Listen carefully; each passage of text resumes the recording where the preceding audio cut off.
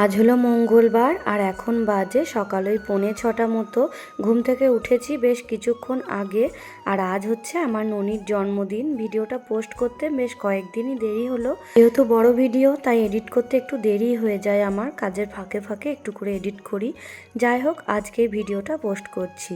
তো ঘুম থেকে উঠে সবার প্রথমে আমি ঘর বারান্দাটা ঝাড় দিয়ে নিলাম। এরপরে নিচে এসে বাসি কাপড় ছেড়ে চা বসিয়ে দিয়েছি। বাবাকে আর ঠাকুরমশাইকে চাটা দিয়ে আমার চাটা নিয়ে চলে আসলাম ওপরে। আজকে আমি যখন ঘুম থেকে উঠি, রূপু সোনাও তখন ঘুম থেকে উঠে পড়েছিল। তারপরে আবার ও ঠাম্মির কাছে গিয়ে ঘুমিয়ে গিয়েছে, আর ননি একাই ঘুমাচ্ছিল এই ঘরে। চাটা খেয়ে ননিকে চলে আসলাম তুলতে। আর প্রত্যেক বছর আজকের দিনে, মানে ননির জন্মদিনের দিন, আমি ননিকে অনেকগুলো চকলেট অনেক কিছু নিয়ে তারপরেই হচ্ছে আদর করে ঘুম থেকে তুলি। প্রতিদিনই আদর করেই ঘুম থেকে তুলি, তবে এক একদিন পড়তে যেতে দেরি হলে তখন আবার একটু বকাবকি করি, কারণ আমার ননি একদমই সকাল সকাল ঘুম থেকে উঠতে চায় না। রূপু আবার হয়েছে অন্যরকম, ও অনেকটাই ভোর ভোর করে, মানে যখন আমি ঘুম থেকে উঠি তখনই রূপু ঘুম থেকে উঠে পড়ে, আর ননির ঘুম থেকে উঠতে একটু দেরি হয়। যাই হোক, ননিকে ঘুম থেকে তুললাম, তারপরে চকলেটগুলো দিলাম। ও তো পেয়ে খুবই খুশি হয়ে গিয়েছে। এরপরে আমিও স্নান করে নিয়েছি, তারপর ওদের দুই ভাইকে খাইয়ে আবারও কাপড় ছেড়ে চলে এলাম ভোগের ঘরে। মায়ের জন্য একটু ভোগ বানিয়ে দেবো আজকে, ননির জন্মদিন বলে কথা। ভাবলাম ননিকেও তো কত কিছু রান্না বান্না করে দেবো আজ, মাকেও একটু ভোগ বানিয়ে দিই। তাই লুচি আর পায়েসই করে দিচ্ছি, যেটা একটু তাড়াতাড়ি হয়ে যাবে, কারণ ওই ঘরে গিয়েও আবার রান্না বান্না করতে হবে।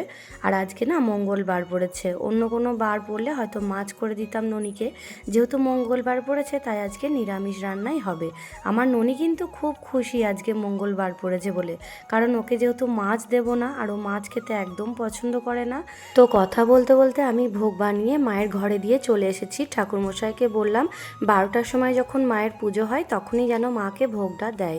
এরপরে ঘরে এসে ননির জল খাবারটা দিয়ে দিলাম। লুচি আর তরকারি করেছিল মা, তো লুচি আর তরকারি দিলাম ননিকে।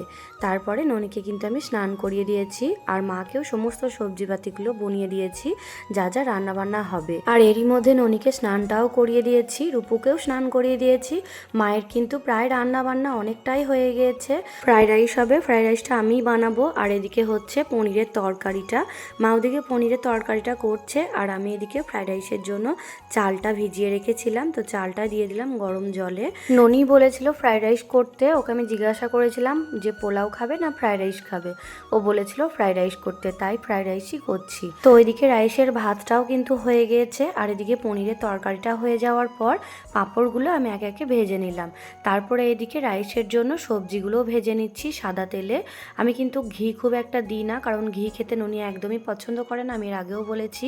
তাই আমি সমস্ত কিছুটাই সাদা তেলেই করি, অল্প সামান্য ঘি দিই, যেটা ননি একদমই বুঝতে পারে না। তো এদিকে কিন্তু আমার রাইস হয়ে গিয়েছে, তারপরে টমেটো চাটনিটাও করে নিলাম।